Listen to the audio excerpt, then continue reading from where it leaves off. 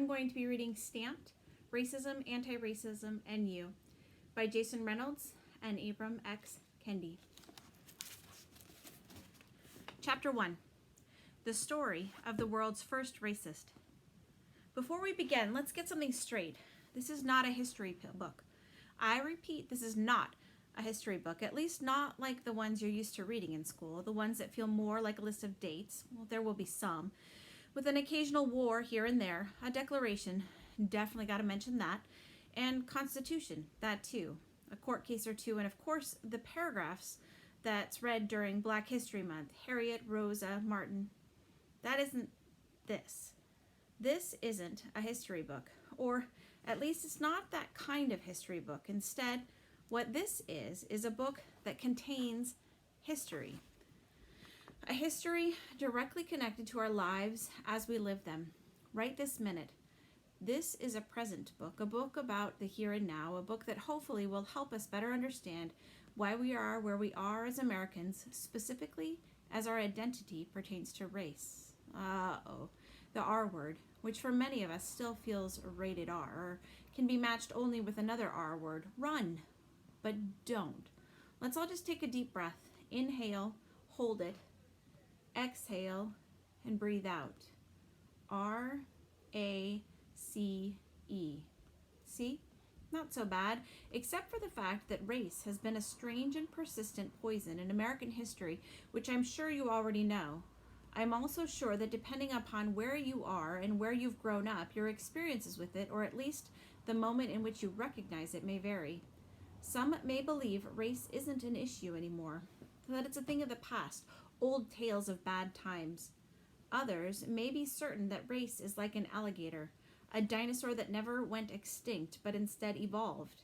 And though hiding in murky swamp waters, that leftover monster is still deadly. And then there are those of you who know that race, and more critical, racism, are everywhere. Those of you who see racism regularly robbing people of liberty, whether as a violent stick-up or as a sly pickpocket, the thief known as racism is all around us. This book is not history book. This present book is meant to take you on a race journey from then to now, to show why we feel how we feel, why we live how we live, and why this poison, whether recognizable or unrecognizable, whether it's a scream or a whisper, just won't go away. This isn't the be-all and end-all. This isn't the whole meal. It's more like an appetizer, something in preparation for the feast to come, something to get you excited about choosing your seat, the right seat at the table. Oh, and there are 3 words I want you to keep in mind, 3 words to describe the people we'll be exploring: segregationists, assimilationists, and anti-racists. There are serious definitions to these things, but I'm going to give you mine. Segregationists are haters, like real haters, people who hate you for not being like them. Assimilationists are people who you like, or who like you, but only with quotation marks, like you, meaning they like you because you're like them. And then there are anti-racists. They love you because you're like you. But it's important to note, life can rarely be wrapped into single-word descriptions.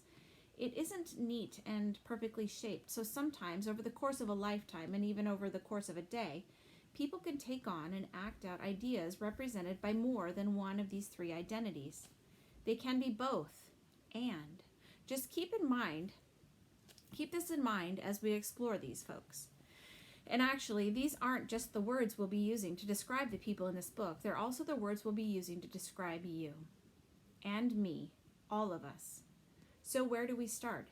We might as well just jump in and begin with the world's first racist. I know what you're thinking. You're thinking, how could anyone know who the world's first racist was? Or you're thinking, yeah, tell us so we can find out where he lives.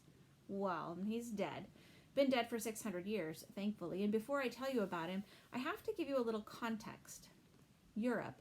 That's where we are, where he was, and I'm sure you've learned by now, the Europeans, Italians, Portuguese, Spanish, Dutch, French, and British, were conquering everyone, because if there's one thing all history books do say, it's that Europeans conquered the majority of the world. The year is 1415, And Prince Henry, there's always a Prince Henry, convinced his father, King John of Portugal, to basically pull a caper and capture the main Muslim trading depot on the northeastern tip of Morocco. Why? Simple. Prince Henry was jealous. The Muslims had riches, and if Prince Henry could get the Muslims out of the way, then those riches and resources could be easily accessed, stolen. A jack move, a robbery, plain and simple. The take, a bountiful supply of gold. And Africans. That night, the Portuguese were capturing Moorish people who would become prisoners of war in the war the Moors hadn't planned on fighting but had to survive. And by prisoners, I mean property, human property. But neither Prince Henry nor King John of Portugal was given the title world's first racist, because the truth is, capturing people wasn't an unusual thing back then. Just a fact of life. That illustrious moniker would go to a man named neither Henry nor John, but something way more awesome, who did something not awesome at all. Gomez Ines de Zurara. Zurara, which sounds like a cheerleader chant, did just that. Cheerled, whatever. He was a cheerleader, kind of. Not the kind who roots for a team and pumps up a crowd, but he was a man who made sure the team he played for was represented and heralded as great. He made sure Prince Henry was looked at as a brilliant quarterback making ingenious plays, and that every touchdown was the mark of a superior player. How did Zurara do this, though? Through literature, storytelling. He wrote the story, a biography of the life and slave trading of Prince Henry. Zurara was an obedient commander in Prince Henry's Military Order of Christ and would eventually complete his book, which would become the first defense of African slave trading. It was called The Chronicle of the Discovery and Conquest of Guinea.